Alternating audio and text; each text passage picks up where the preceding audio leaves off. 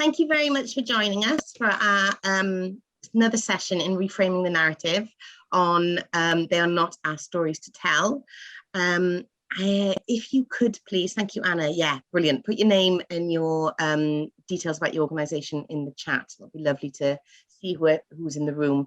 We're not doing this as a webinar. This is as a meeting so that you can see who else is in the room and chat.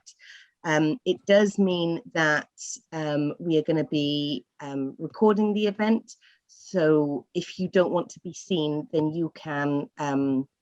If you don't want to be seen, then you can turn your camera off and put your name as a non. That way you won't be on the recording. So thanks everybody for joining us.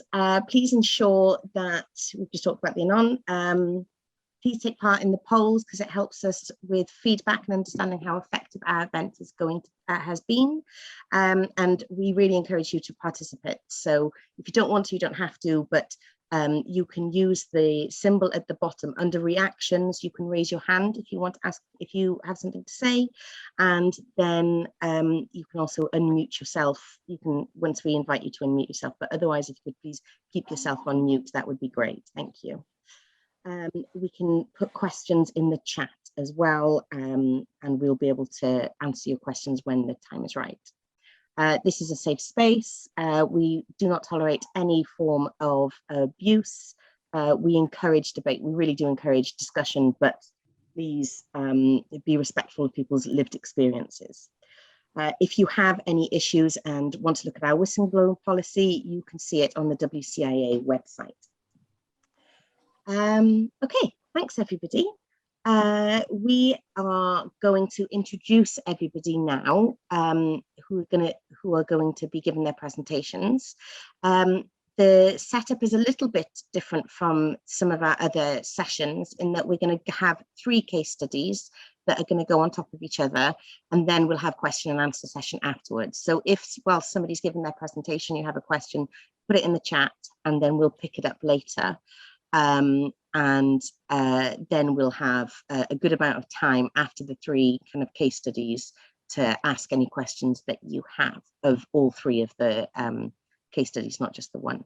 So thank you very much for joining us, Ziz, Steve, Justice and Rick. We're really looking forward to hearing you talk about your work. Can I ask you all to take it in turns to introduce yourself very briefly, just say where you're from and a little bit about your work. Rick, can I ask you to go first, please? Okay, I live in St Leonard's on Sea. I've been on the south coast of England. I've been here since March last year because of lockdown. I've spent most of my working life in the Caribbean making films. And I found myself here in the lockdown, so I have been engaging. I joined Purple Field Productions, which is a very small charity organization based in Ilminster in Devon about 2 years ago. And so I managed to make one film with a group training in Sierra Leone at the end of last year, and the year before, yeah. And then the pandemic came along, and so it set a whole wreath of new challenges, which actually I think have directed how very much it's very much related to the topic of this this meeting, because it is in some ways with the inability to actually go to Sierra Leone, we've had to adopt to the challenges, and it's actually changed our way of thinking because we haven't gone out there. Let's say prior to this, you want me to go into this? No, or maybe I'll do it on No. my presentation. Yeah, Exactly. it's okay if we save Yeah, it, Rick. that's Thank you fine. very much. Yeah. I'm just going to ask the other two to introduce themselves as well. That's okay. Thanks, Rick. Stephen, could you please introduce yourself? Hi, I'm Steve Hewitt. I'm a trustee for Teams for You. I've spent my working career in BBC Wales. So my responsibility for Teams for You is to help them with their video production and storytelling, which is what we're going to be talking about later. Fab, thanks, Steve. Justice?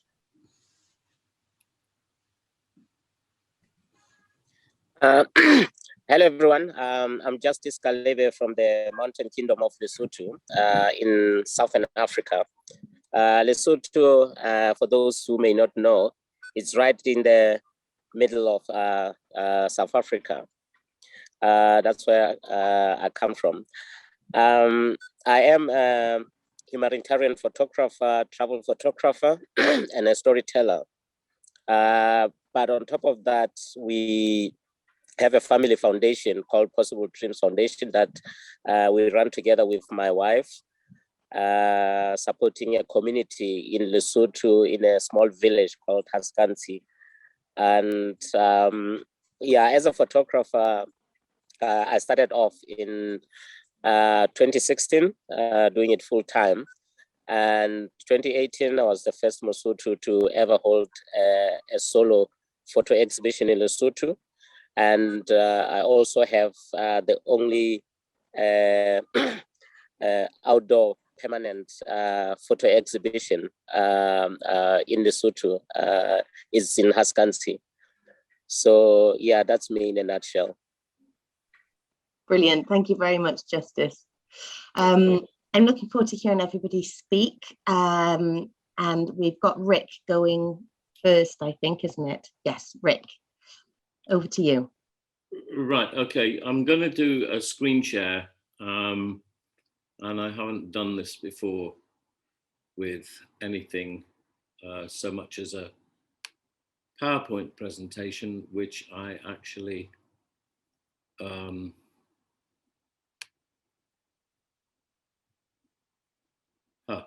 sorry, bear with me, Rick. I just need to give you permission to do that. Oh, hang on a sec. I'm not even sure that I know how to do it. I've never done a PowerPoint before. So if you have a look at your screen, at the bottom of your screen, there's a green arrow that says share screen. Yeah. If you click on that, and then make sure you click on the bottom left-hand button, there's share sound. Okay. And then it should come up with your images that or your videos that you want to share. Ugh.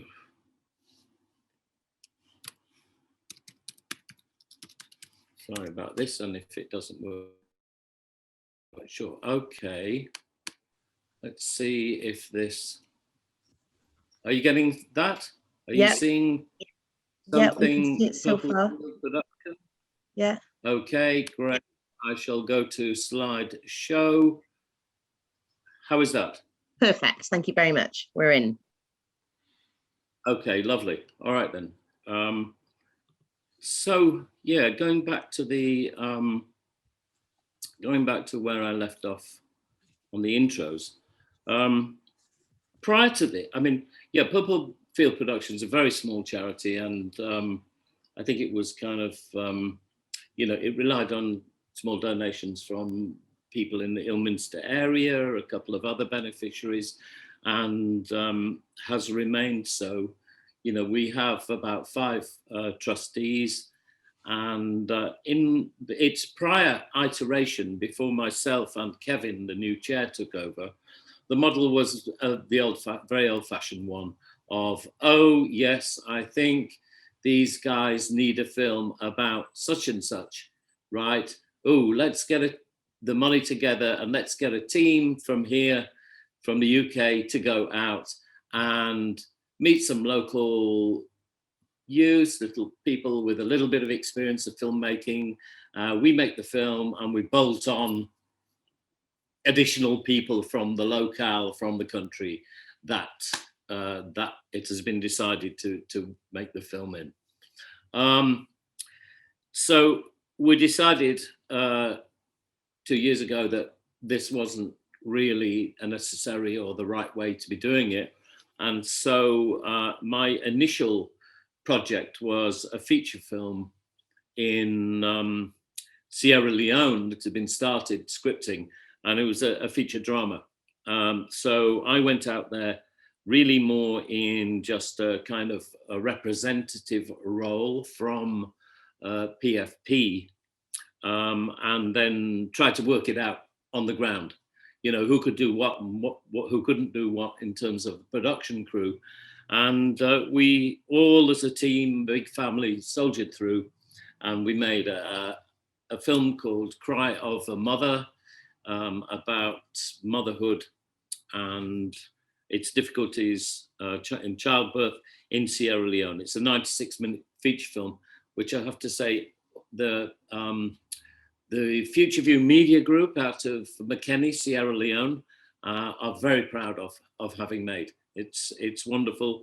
We hope to have it in film festivals and start distribution on local Sierra Leonean TV, episodic, breaking it into 4 episodes and running it there.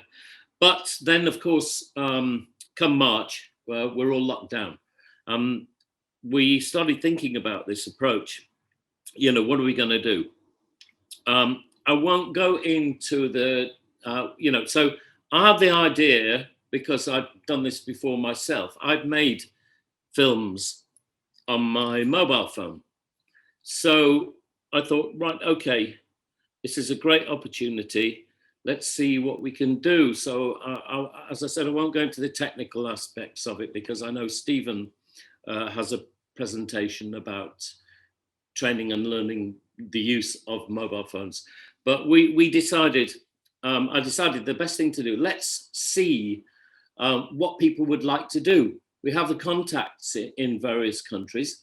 Let's try and get a little group together. So we contacted some people that we'd had previous experience and met on previous iterations and different films. And we thought, right, okay, I'll devise a training module and let's see what you come up with. So the local, let's call them coordinators, facilitators, advertised on local radio and through friend networks and so forth, and put together these groups. The first of which was in Kasungu, Malawi. And our coordinator representative there, Patiel Mitsek, got together 16 young people, and we discussed what it was that they wanted to do. So we decided that we would start out, because most of them had never had any experience of filmmaking or anything whatsoever. So the first question was, if you were going to make a film, what would you like it to be about? What would you like to tell people? You know, what are the issues that face you personally? What are the issues that face other people in your community or your country? Let's explore that.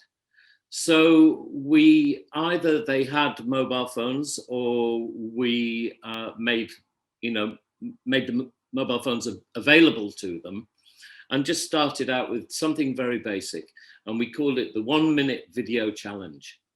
So 16 students got together, did a little bit of discussion, decided the subjects that they wanted to make, and then individually went out and gathered images that they about a subject that was dear to them, important to them.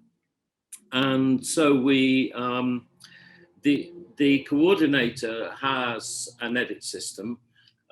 We haven't had the finance or whatever to be able to provide that amount of equipment, but what we do have is the knowledge and the know-how to make a film and impart that knowledge to them so that they become empowered to make their own stories.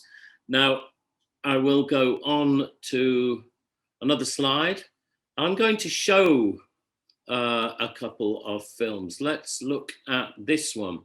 This is, as a little incentive, what we would do is we would the background of a lot of them were, some were students, some were just unemployed, and some maybe had a business, but everybody was interested in making something and doing something.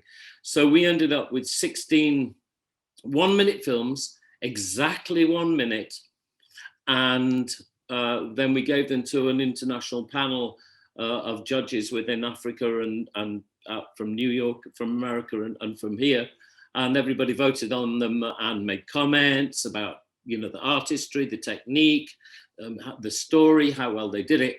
And we had 3 winners, a male, a female, and then a special interest film. Here is the first winner. It's only a minute long, so I'll play it for you, and let's see how if you can hear it. Where is it? Can you hear it? Yeah, we can hear it. Good.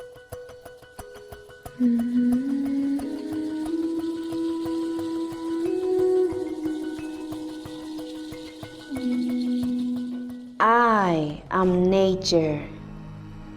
In my motherland language, they call me Chilengedwe. I floor in the deepest and the airs of the lands. Some say I am epic. In my shadows I reign and conquer the sight of men, dragging them to watch me grow attractively. I am the beauty of Kasungu.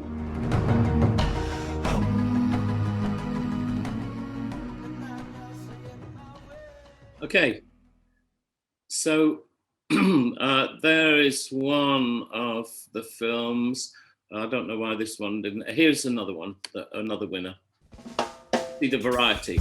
Sometimes it is easy to be born, but life isn't easy to live.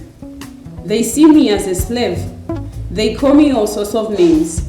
And sometimes I do steal to feed myself. I didn't choose to live this kind of way. But the 6 feet holes swallowed my parents when I was a year old. My uncle took me by then, but aunt was the problem, so I had to run away. No food, no place to stay, and no place to sleep. I don't really know what school means because I've never been there before. I'm just used to it. And my name is Mavuto. Yeah, so, you know, starting out having no experience of filmmaking at all and coming up with those 2 beautiful short films, you know, I mean, I was absolutely blown away. It was wonderful to see, and that it was, you know, their concept, their idea, that they just, you know, did everything. They learned the process. They learned a little bit about camera techniques, different forms of storytelling. And, you know, we, from there, we moved on to, they then increased their films into 3-minute films, the same subject, you know, so it was like, okay, this is your starter. Now, what are you going to do to make this into a longer film? We went from there, and then they decided on to work together. We set up for them to work together as a production team. So all of them would take roles and with a bigger camera. And they moved on, and they've just finished their second half-hour documentary. The first being the effects of COVID-19 on schoolgirls, and the second one being on albinism in Malawi. That is Malawi.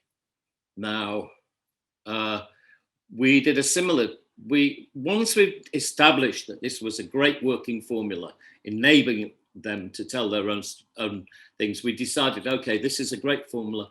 Let's find another group. We found another group in Sierra Leone. There's this Mark Boland School. Now, these students are aged between 13-year-old,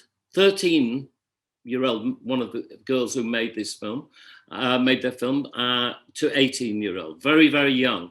To be able to start out thinking about media and thinking about telling a story at that age, I mean, all I can say is I wish that I'd had that opportunity, and it's wonderful that they're doing it. I'll get into a little bit about impact and distribution shortly after this one.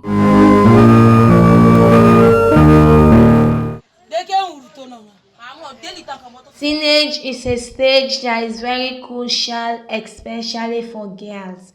In Bombali district, Sierra Leone, the cases of teenage pregnancy has been alarmed in our societies since the entry of COVID-19 in the country. This has led so many teenage girls become pregnant. Due to the lockdown, sit at home, no schooling. COVID-19 do not only increase teenage pregnancy, but also contributed in making some children homeless. This has brought destruction into the minds of teenage girls, and if you help building the future of teenage girls, you are also contributed to build a better nation. Yeah, so there we are. Here's a couple of shots of the students out shooting with their mobile phones that we purchased for them. And it's just the excitement of them having this thing to do rather than, than nothing. I mean, I think we're going to have a whole generation of new filmmakers, coming out of this. Here they are with their awards.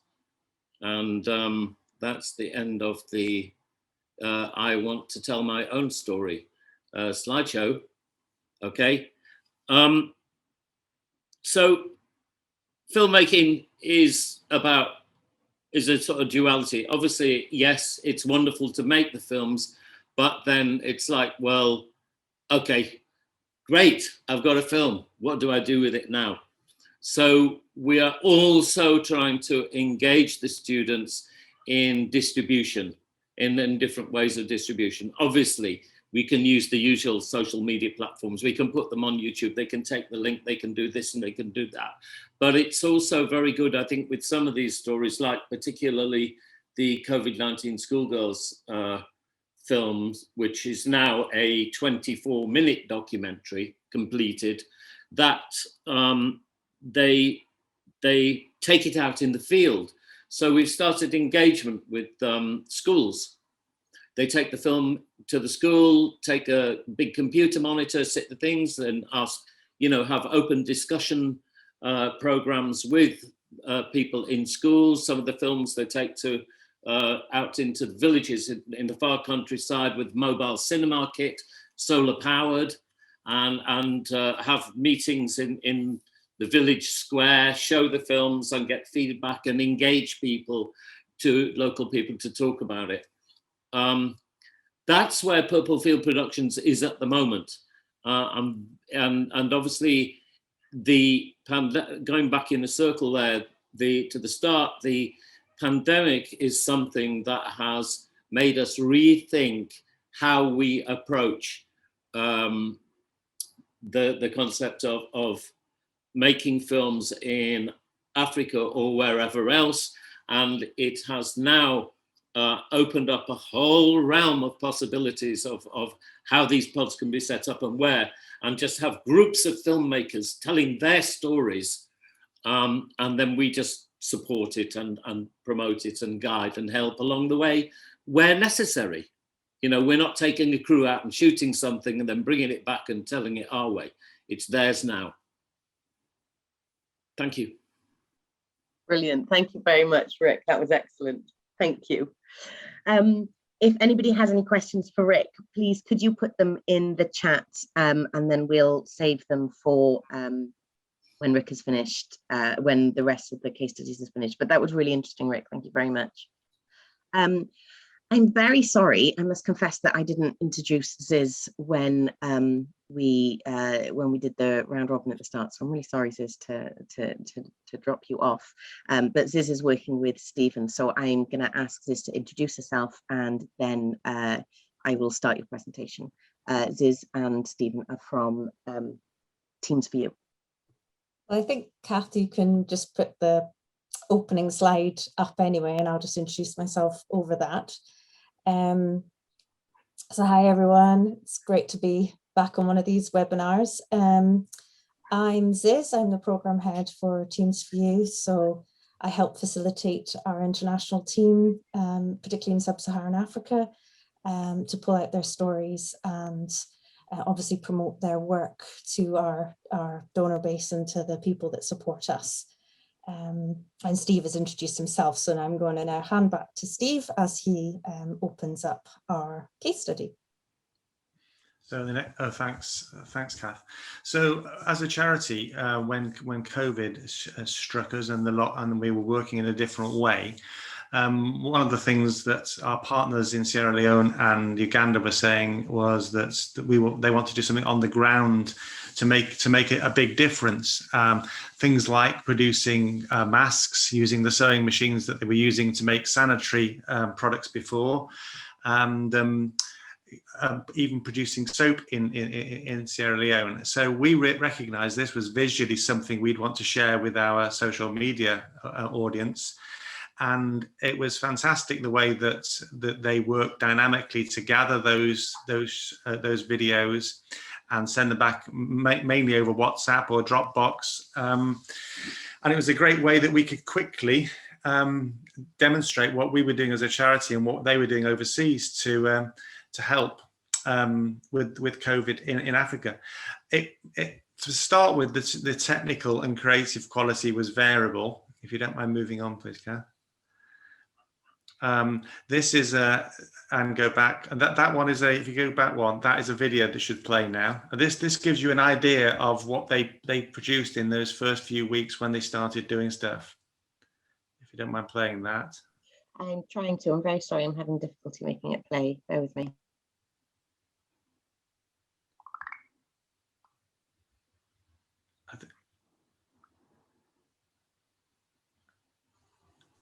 I'm really sorry. Would you like to carry on and I'll pull it up in a different format? Okay. Yeah. Or I could play it off mine and see how it goes. Hang on a sec. I'm going to try this instead. Can everybody see that? Can everybody see the thing? Yes. Yes. I can see. Can you hear it? Yes.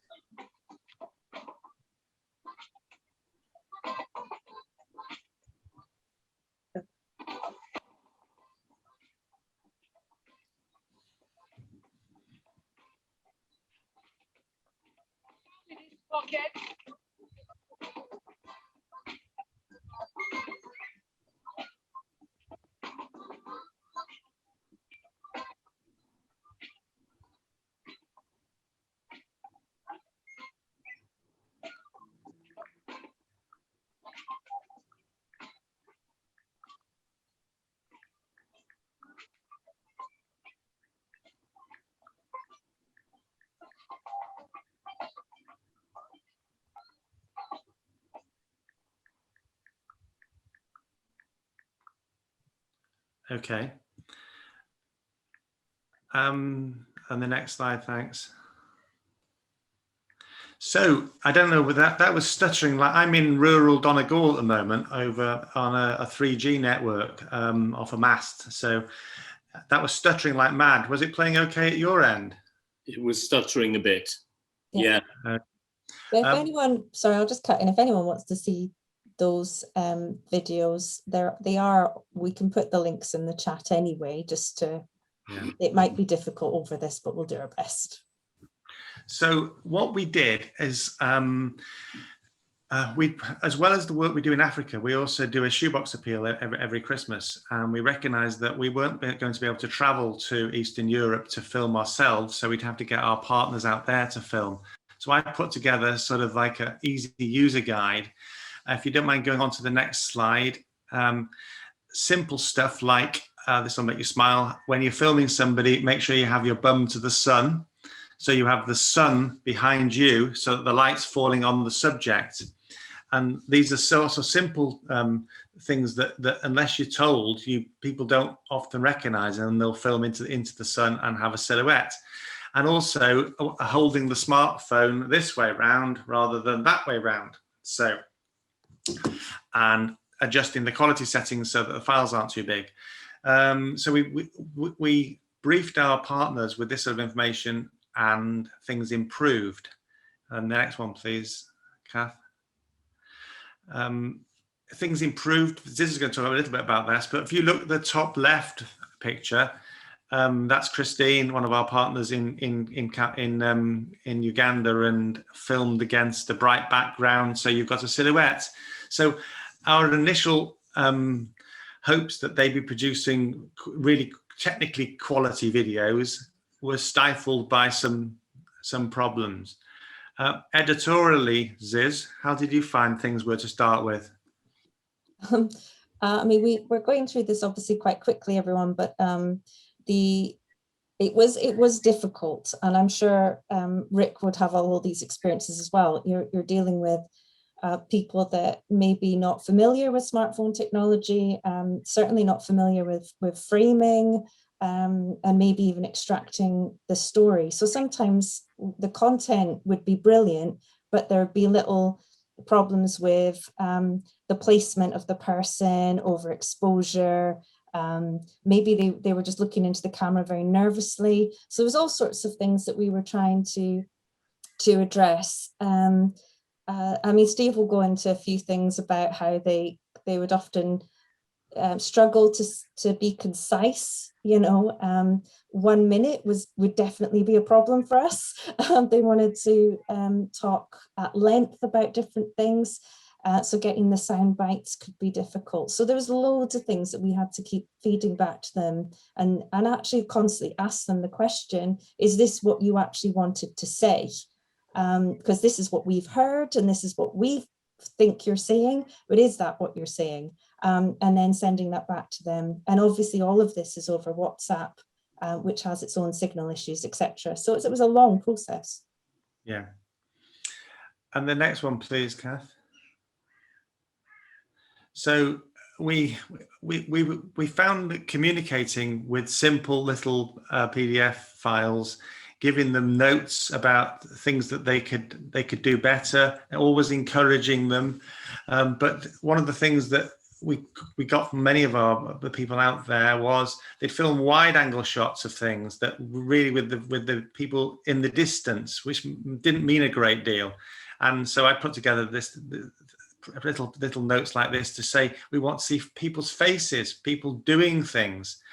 And that did help with the way that they could tell stories. Initially, they were filming everything themselves, sending it back, and I was editing it, and that's the way we're still working. If you don't mind going on, please. So, Ziz, this is your slide, Ziz. Okay, sorry. You were on a roll. Obviously, with COVID, we had to change a lot of how we worked. So I think quite originally, a little similarly to Rick, our kind of idea as a charity was that we would send people over and collaborate with them in getting their stories and telling those stories. But obviously COVID changed everything, and it meant that we had to change the way that we got that information. And in some ways, who actually controlled the story. And that was a good thing for us, because them having to take ownership of what they filmed and when they filmed it and who they were framing and who was speaking meant that they had a more editorial kind of control over what was coming our way, which actually ended up being an amazing positive for us. But it was very collaborative, like I said before. You know, they'd send us something and we'd constantly have to go back and say, you know, what is it that you're actually trying to say? You know, what is it that you want us to pull out of this? Steve still edited or stitched a lot of the different bits of material together because they didn't have the editing software, and we couldn't get that out to them on the kind of right sort of IT devices that they needed. And there's only so much you can do on a smartphone, though quite a lot. And so that sort of became you know, a partnership of lots of toing and froing on the kind of material that came out. And it was you know, I don't want to, there's no downer on this. It was a long process. We're still doing it. We're still working with them. There's no one quick, easy fix.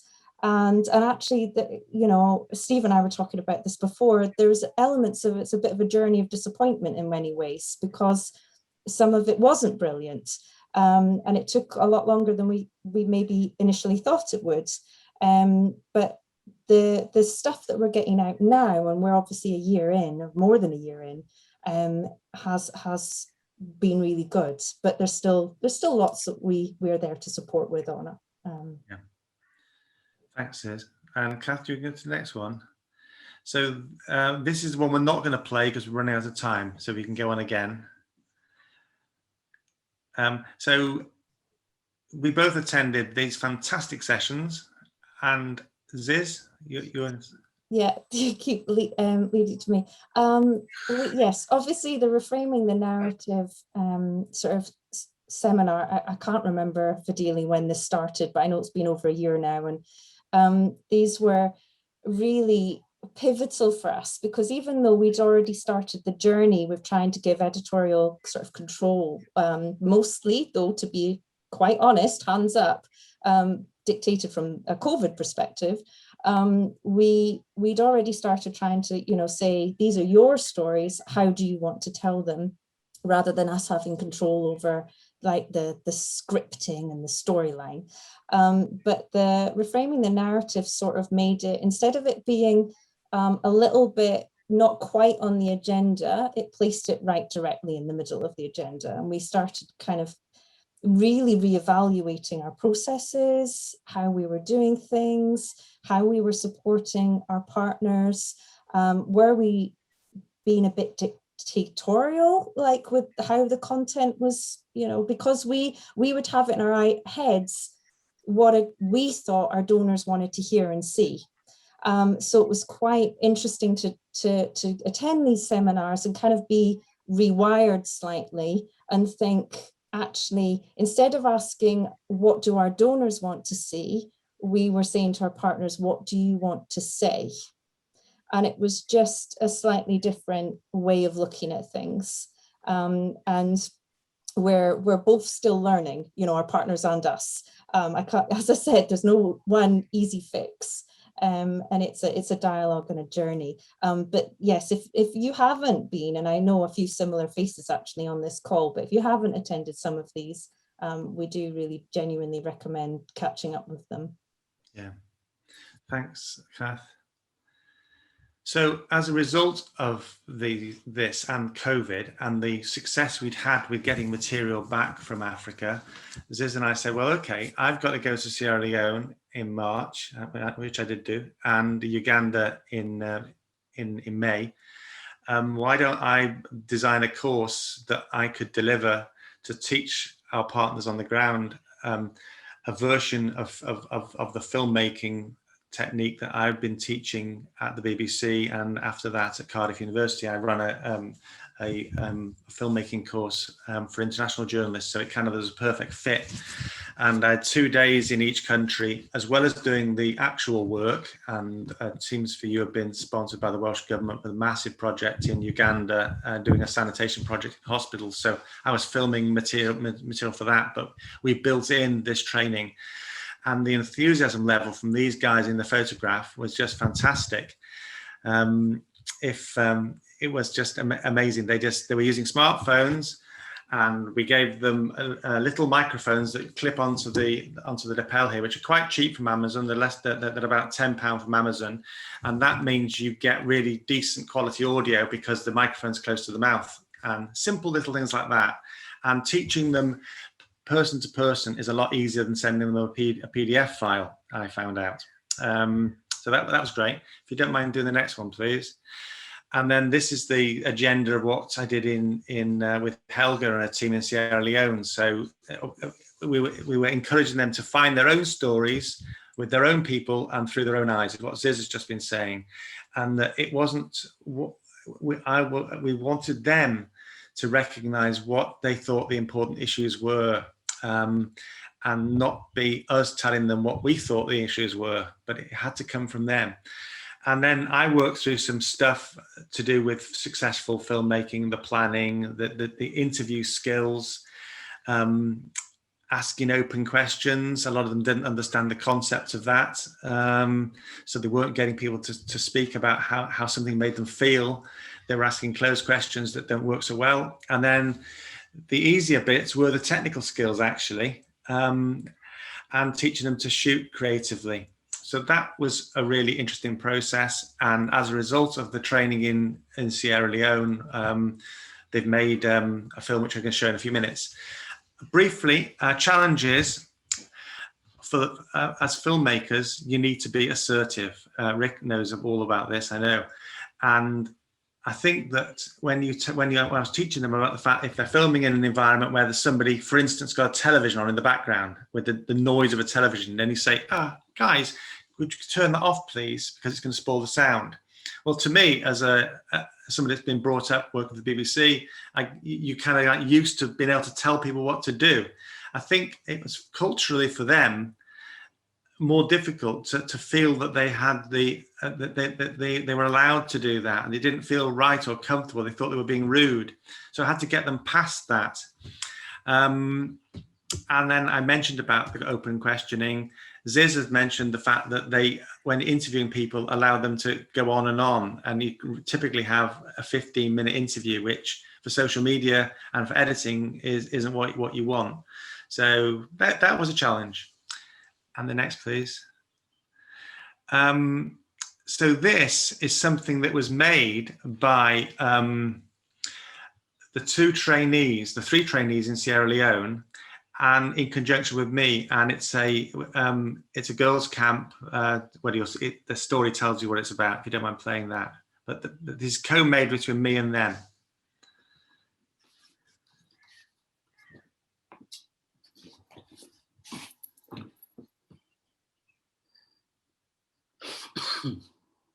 Is any sound there? No. Is it possible for me to share the screen and play it off my machine, Cath? Absolutely, no worries. Sorry, I didn't know you didn't have sound. You should be able to do it now. Okay, thanks very much.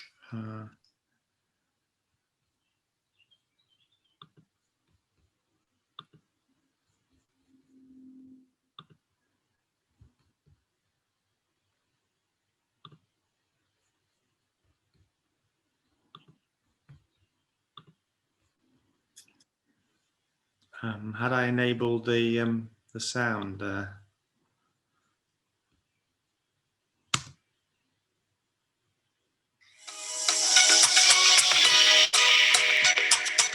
breaks and there's excitement in the air as 250 girls from 5 schools. You can't see it. Okay, no. Sorry.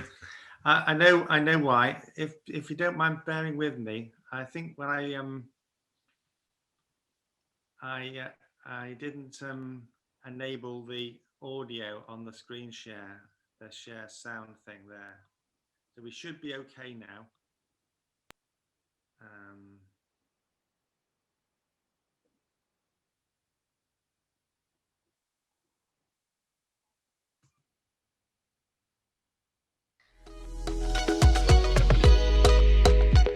Dawn breaks and there's excitement in the air as 250 girls from 5 schools make their way to camp.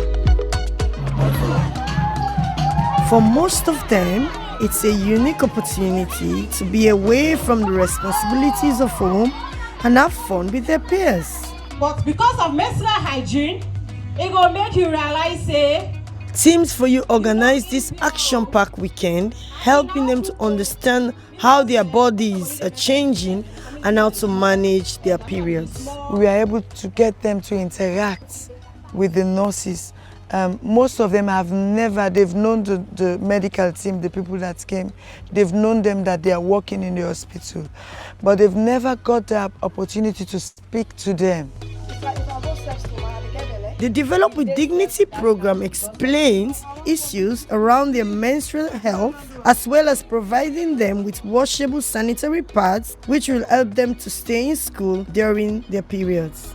Can you imagine girls that have used to using like cloth pieces, we call it in a local language, or some of them don't have nothing at all, they have to sit at home, and then you see the smile on this girl's face, having something to use. It's beautiful. The day in the camp was very nice. and I enjoy it because people were making fun, laughing, dancing, and doing other things. Have you learned anything new? Yes, I learned about the puberty stage. We learn about menstruation and hygiene. We learn about teenage pregnancy. Today, they have got that chance to get the interaction with the nurses and know a lot of things which we are hidden to them. So I'm very much happy with the camp.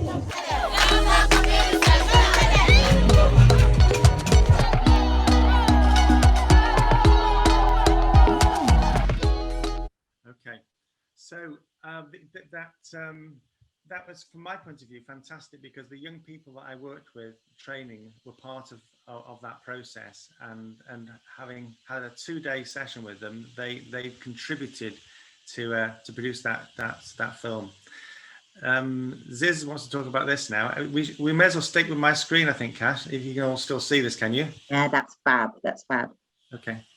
All right, I know that we're slightly running out of time, so I'm going to just go through this quickly. Obviously, this is just for the purposes of us talking here, but we are going to talk just a little bit about framing and safeguarding. So I've just come back from Sierra Leone, and these children are from a village that has no water source.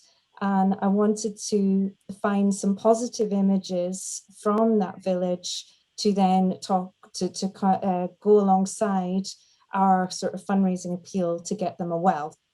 And I'm very much about trying to find images that engage people with the person.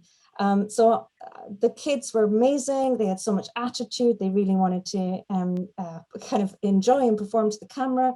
But there's sometimes you don't quite see what you're taking a shot of until the editing process. And as you can see from the left, these children had amazing sass and really engaged. But there are some issues with the picture that meant that we as a charity will not use this picture. And I'm sure all of you can see what the issues are, but we had to dismiss it because obviously it isn't right to show children that are inappropriately dressed and that have holes in their clothes in certain areas. So what we ended up doing was using the other shot, which was of the children that were actually to the right of the first group of children. And we used that one on our social media. We talked about the children and obviously explained the distance that they are now walking every day back and forth to get water. And obviously as part of our fundraising to say, you know, donors, please support. Can we put a common well in this village and give these children clean water? The other sort of thing I'm going to just quickly touch on is consent. So here are some of the photos that I took, and these were where there's only verbal consent. So we go through quite a process to get written consent, particularly whenever we're interviewing or filming, and we've obviously explained that process to our partners as well. But these ones, the people were illiterate, so I could only get verbal consent. But I always made sure before the camera even came out of the bag, and it was just a smartphone, that I would say to them. So, for example, the first one is of Koindu. This is a house that's from the war. Was burnt out in the Sierra Leone Civil War, but is still occupied. And so I spoke to the homeowner first and said, I would love to take this photo. I want to show people how some people in Koindu are still living in the remnants and the aftermath of the war. Can I take this picture? And then they said who could be in it, who could be out of it, and they gave me consent before I took it. And I've had people say no, and I respected that. The next one, the owner said, yes, you can take a photo of this village. Again, it was the one that needs the well, but I don't want to be in it, so I respected that. And then the third one, I wanted a photo of the COVID response that's still active now in the market, and the lady who owned the shop gave permission that I took that photo, but we made sure that there were no customers in the frame because I couldn't get verbal consent from everybody. So that was just kind of like a way of us still getting the images that we wanted to tell the story and to say that our presence is still active in the area, but being very mindful of who is in the photo, who is in the frame. Steve. And just to finish, this is Shania. She's a lady that we've helped in terms of paying for her to go to college in Kampala, and she now works as a freelance photographer. And she's somebody that takes images for us. So we've been able, as a charity, to support her, and now she's making a living from this. So it's handy to have somebody on the ground that can take quality images. I'm sorry we've run a bit over, Cath, and that's it from us. No worries. It's been really interesting. Thank you both very much for sharing your work with us and your approach. It's really interesting. And Anna has written beautiful images in the chat. I agree, Anna. Okay, lovely. Thank you very much. I'm going to skip ahead quickly because I want to give time for Justice to share his work with us. So Justice, over to you, please. Thanks so much, Cath.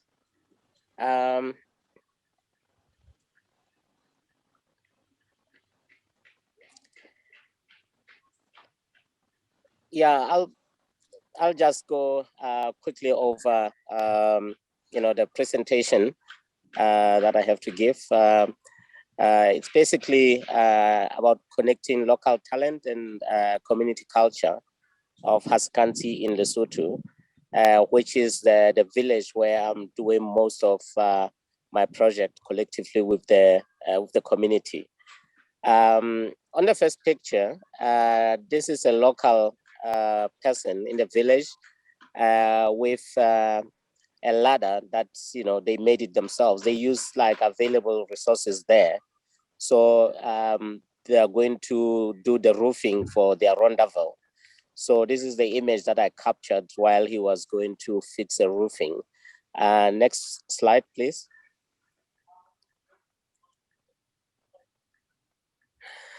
Yeah, I'm not going to go too much on the village about Haskansi because you're going to have a copy of this, but this is a village of about 300 people with 50 households.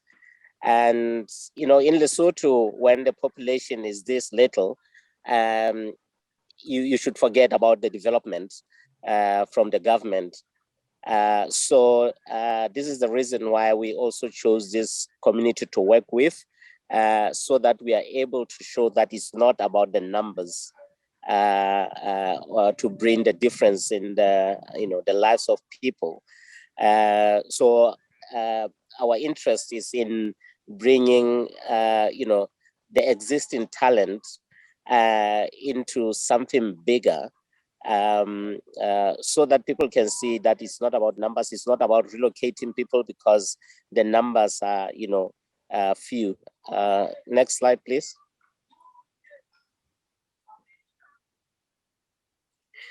So these are some of the challenges that the community in Haskansi are facing. We can talk about the school, health facilities, road access. Yeah, so these are some of the challenges that are like major.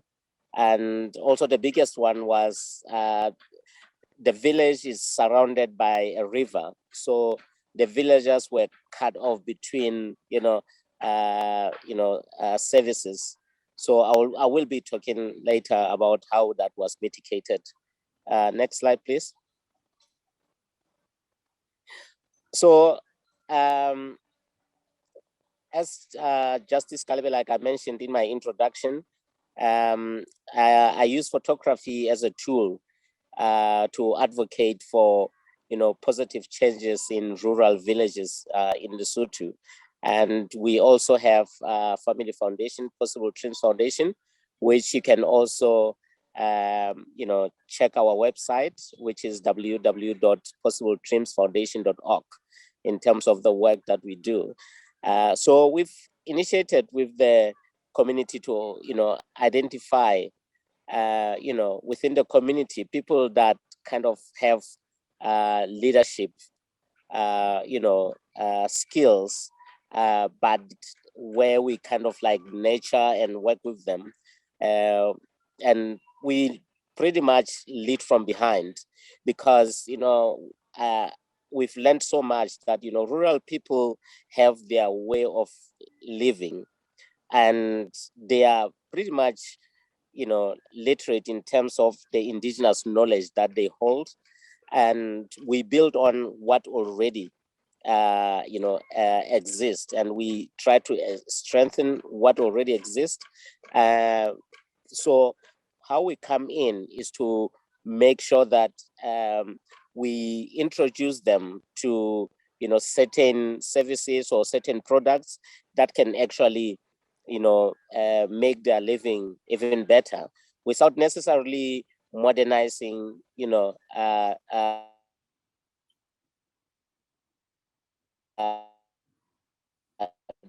village life a bit easier. um, um, yeah, can I have the next slide, please? Yeah, so for us to promote local talent, education, access to education is very, very important. And what we've done is to forge collaborations with a number of stakeholders. So like we have what we call Friends of Haskansi. These are like individuals that will from time to time say, okay, we can supply educational material. We can come in and play with kids, because play is very important in the growth of children. So that is big on us. We also have a relationship with Woolworths Lesotho. So they provide school uniforms, school shoes. And right now, children that have completed high school, they're also being given jobs within Woolworths Lesotho, which is what we've been advocating for through the use of images. So on the images here, you'll see that the school shoes, socks that were given by Woolworths. Next slide, please. Like I said earlier, that I have an outdoor permanent exhibition. On the first picture, if you can see it clearly, it's like right in the mountains. So these are the images of the local people in that village. So every day when they pass, they can see themselves, and this instill self-love and dignity in themselves. And it has also promoted this village so that people get to know about it. It's an unknown village, but after this exhibition, people know much about it. The second picture, it's about how we photograph villages. We once talked about photographing people in a dignified way. This is one of the children. The goggles that he's wearing. These are some of the things that were given by some of Friends of Haskansi. So for them, he really loved them, and he asked that he wants to be photographed. So for me, I saw a lot of positive in his face, and and all that. Yeah, next slide, please.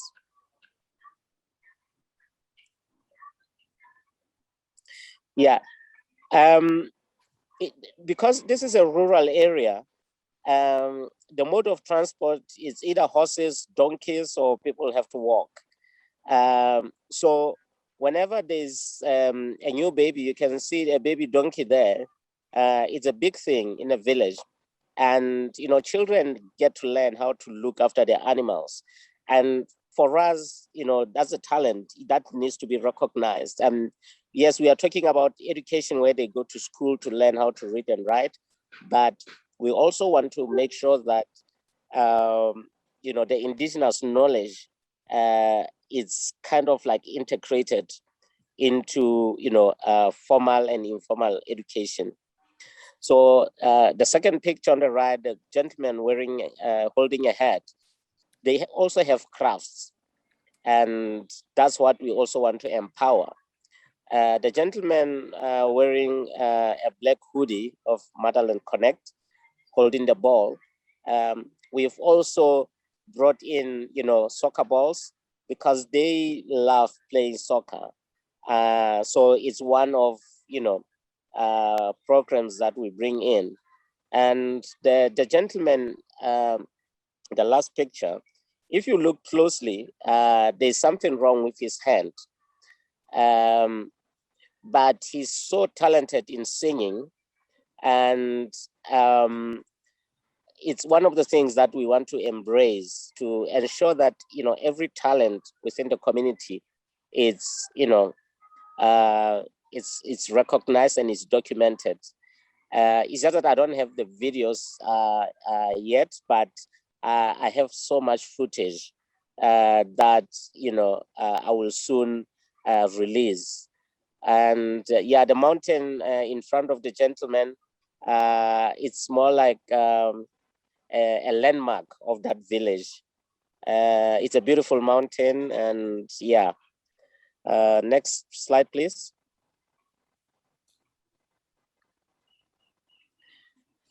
So for us to be able to support, you know, the local talent and the culture, you know, of the community, there's got to be a learning center somewhere.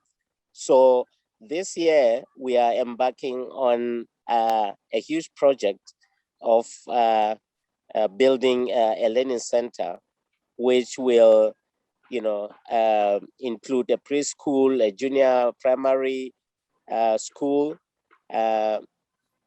formal and vocational schools, and also the headers, and also adults that have dropped out of school who had no opportunity of being readmitted, you know, to in schools. So this learning center will be providing all that. And because the village is very remote, it will also be used as a health outreach center where we will be, you know, talking with the Ministry of Health to provide maybe doctors on a monthly basis. Yeah, so the center will also support, you know, like self-help and self-employability of the community to ensure that the existing talent, you know, it doesn't go to waste, and they are able to, you know, either sell their heads or whatever that, you know, that they've made. And we are also going to be looking at empowering them, because agriculture is a big thing in rural areas. So there's a local organization that works with the farmers called RSDA that we'll be collaborating with to ensure that we empower the community in what they also love. Yeah, next slide, please. So we started off in Haskansi in 2018 in terms of, you know, doing the projects. And so far, the projects that we've done since 2018, we've been able to construct a footbridge that connects the community with the outside world. We've been able to start the sewing project. We have a permanent outdoor photo exhibition, and we are currently opening the road for the first time. This is a village that was, you know, it started in 1925, and there's never been any road to the village. So we are opening a road of about 5 kilometers that will enable the community to connect with the outside world, and also to help us to deliver the construction material for the learning center. So the other current project that we have is a photography mentorship project, where we bought point and shoot cameras, about 10 of them, for the kids in the community to start learning how to take pictures. We are partnering with a lady from Japan who is currently in Lesotho. She's going to be staying for 1 year as we complete this project. Yeah, and then the other one is crafts. So, you know, whenever we have visitors come into the village, the community, they are able to sell their crafts to, you know, the travelers to the village.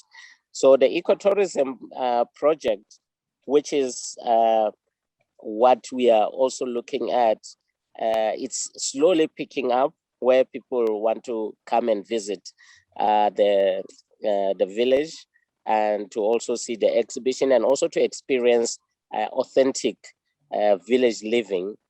Yeah, and lastly, there was never any preschool in the community, and through you know, negotiations with the community members, they started their own preschool, which, you know, they run in their own terms, and we support for the salaries of the preschool teacher, but this is like 30% support, because the community themselves, they pay for the preschool teacher. Yeah, not sure if there's any next slide. Maybe that's my last slide. So yeah, that's what we are currently busy with in Lesotho, using photography as a tool to advocate or raise awareness on the issues affecting people in rural areas. Thank you. Justice, thank you very much. That was lovely. I don't know if you can see, but there were lots of comments in the chat about how beautiful your photographs are. Thank you very much for sharing them with us. Really appreciate it. Thank you. I'm sure people have got lots of questions, and I know that questions have been coming up into the chat. So I'm going to hand over to Fidili, and he's going to talk us through the questions, if that's okay, Fid. Great to hear about all the projects as well.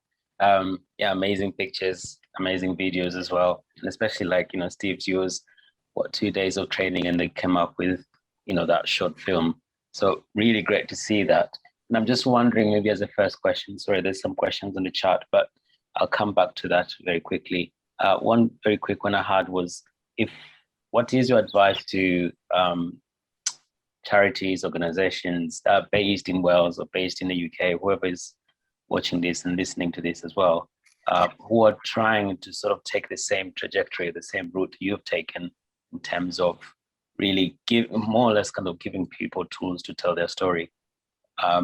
What is your advice for those organizations, charities who are, where should they start? What's the first thing they should be thinking of?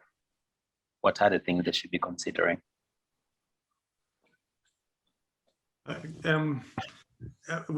Speaking from our own experience, I guess you need to do a bit of a skills audit to start with. That sounds a very grandiose way of describing it, but work out who you've got on the ground you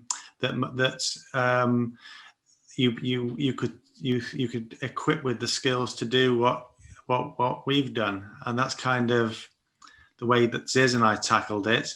And when it comes to actually delivering the training, you know, approach a filmmaker or someone like Rick or myself or whatever that can remotely pass on the information as a way of starting the process off, and then ultimately finding the budget to train, or in an ideal world, find a local filmmaker or who can train within their country.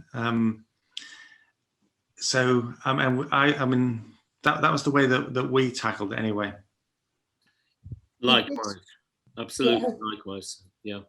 I was just going to say, the one thing Steve did miss, and I'm sure Rick agrees with this, is just that tiny little bit of, it's not just the audit on the skills, but it's also the audit on the tech. you know, Rick mentioned, you know, providing the smartphones, and Steve mentioned even just as simple as a microphone can make all the difference between the quality of what you've recorded.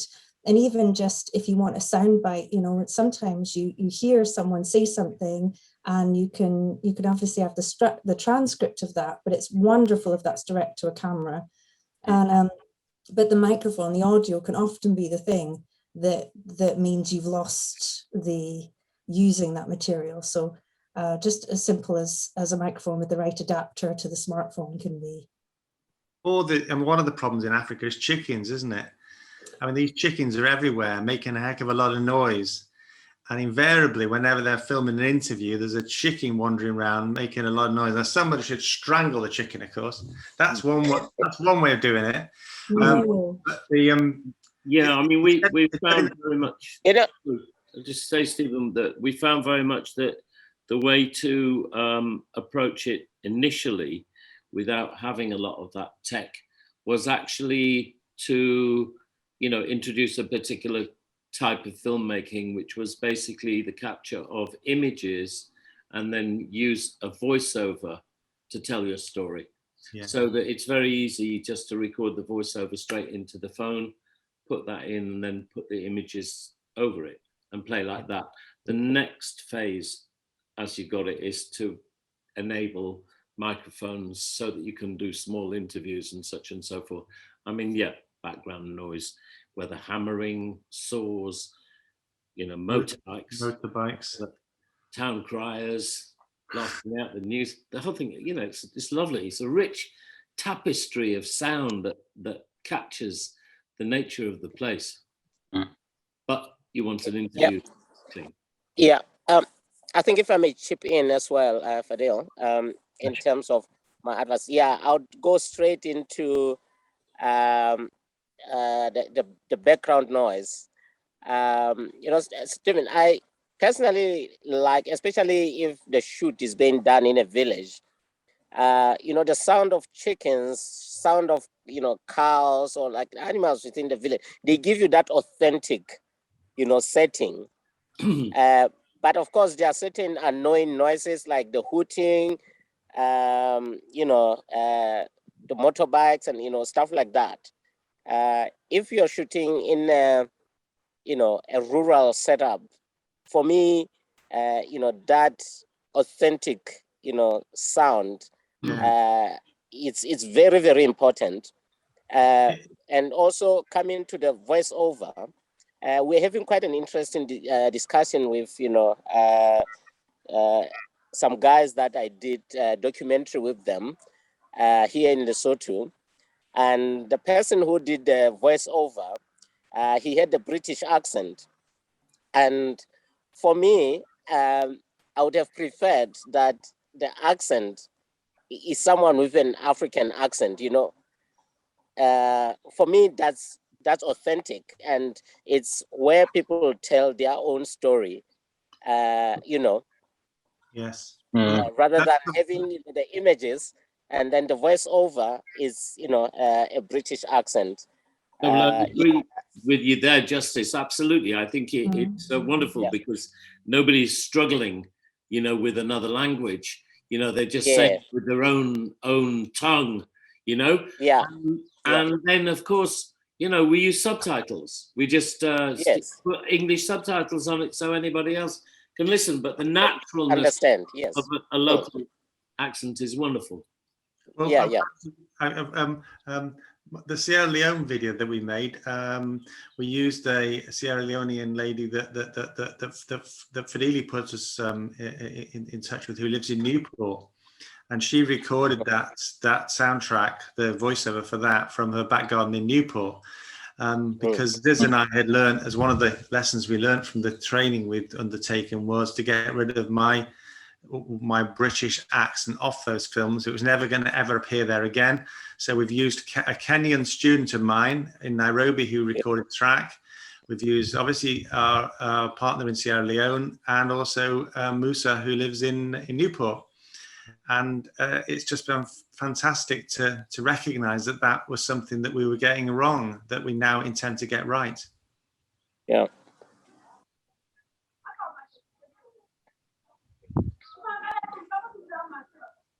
I think we might have lost Fid. Fidili, have you frozen?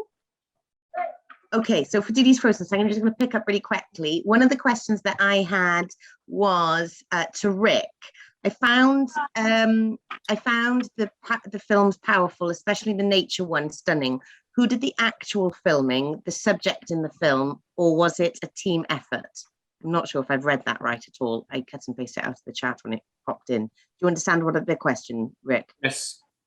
Yes, in the Kasungu Film Collective, TKFC, right, we have 16 students. For the exercise of producing their 1-minute videos, they all did their own voiceovers and they all shot everything themselves on smartphones. And then they sat with our coordinator and crafted the films and learnt the editing process while they did it. Okay. Brilliant. Thank you very much. Appreciate it. I hope whoever asked that question has answered it. Give us a shout if you've got any more. There was also a question for Stephen and Ziz, which was saying, what was the purpose of the filming training? Communications monitoring, or specifically a film project? Well, in our case, it's all film project. Whereas Yeah. I would say in our case, obviously a lot of it is because we're promoting work, you know, just like Justice was saying, it's using photography to put, you know, that place on the map and obviously instill self-pride and self-reliance in them. We're doing likewise. We don't want to be flying in and taking the photography about the projects or taking the video about the projects. We really want to inspire our partners and the people on the ground to take that on themselves and have ownership over it and ownership over their projects, because it's their projects, it's not ours, we're just facilitating them. So that's kind of the real purpose. And also a byproduct of that is it has been that we've equipped them with the skills that they can use their filmmaking skills for their own ends, not just for our social media. A film we didn't have time to show you was in Sierra Leone. The team that work at a catering college in Koindu actually provided food for a 3-day conference, and as a commercial thing, and then they've made a film of that which they're using to promote themselves on social media. So we've left them with a legacy of another thing in their toolkit. And that's actually, that contract, funnily enough, Steve may not know this, has secured them. So that film footage they took that they completed ownership over themselves has just secured them a wedding contract from their own self-promotion. So nothing to do with us as a charity. It's just, you know, their own work from as a kind of legacy, as Steve said, from that training, which is exactly where we want it to be. I think that's, that's wonderful. And it's something that I broached upon during the initial chat, is the issue of the sustainability for all these trainees. I'm really concerned, because it's wonderful that they're all learning these skills and coming together, and, they're making their own films and they're telling these stories, but I mean, currently, somebody was asking, yes, we have a group in Kenya that has just started up. So I have about, say, 46 young students there at the moment. And it's like, what are they going to do? Obviously, they're loving this. It's great, this opportunity. But where are they going to go? What are they going to do? And how are they going to be able to continue this? It's okay, Purple Field Productions getting in a £50 check here from somebody and a £100 or whatever little pittances and pieces that come in from places, but we can't, we have to think beyond this. We can't just be sending out, £300, £500 and making a little film and supporting this group. What is going to happen to them, and how are they or these groups going to be able to engage with some of the people that donate to these kind of projects? How will they do that en masse to sustain themselves in a small village in Africa without having to go to the capital city and try and do this and that and get, you know, it's a big concern for me at the moment.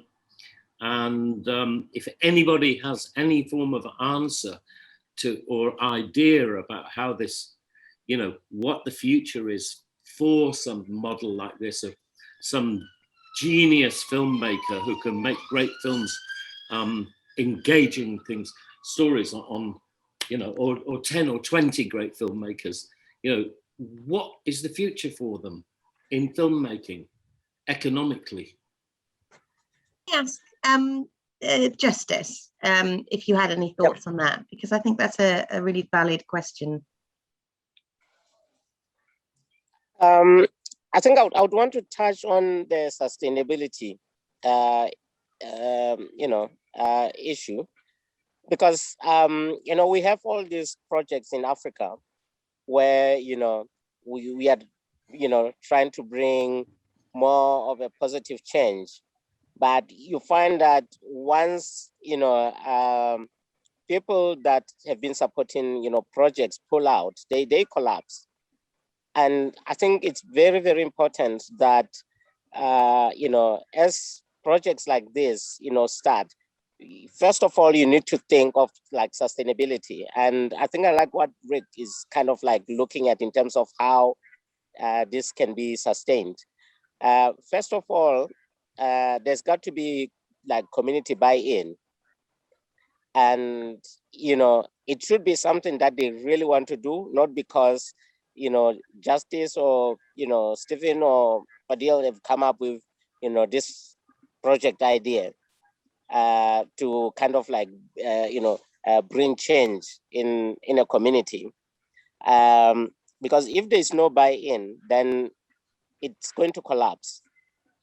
It's going to collapse. But what I can, how I can chip in is for projects to be more sustainable, you know, there's got to be cultural understanding. I'll give you an example of here in Lesotho. Like at the moment, if you try to bring project during this season, you're going to struggle because the rural people, they are busy harvesting. And they won't be able to attend even a single meeting.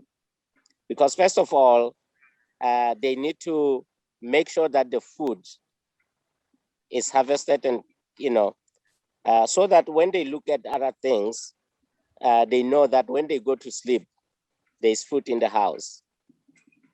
I'm not sure if I'm off the track, but absolutely, Justice. I understand exactly what you're saying.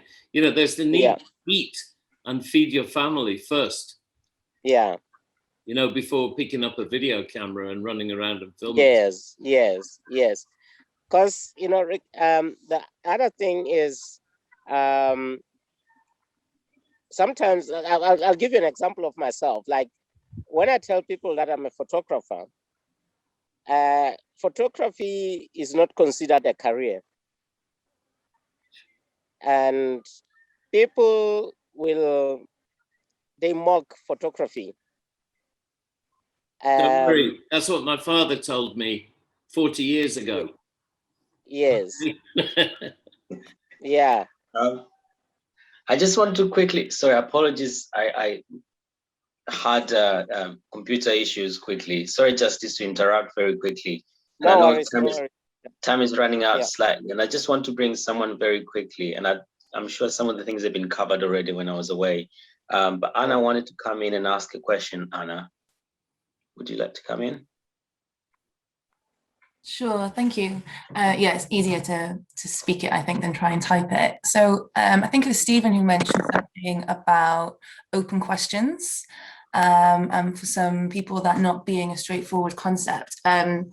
I'm currently building a brief to get some kind of community, you know, voices from the community, very much that being the emphasis of the sort of the trip, but we're going to be using professional in-country partners, like media companies or individuals.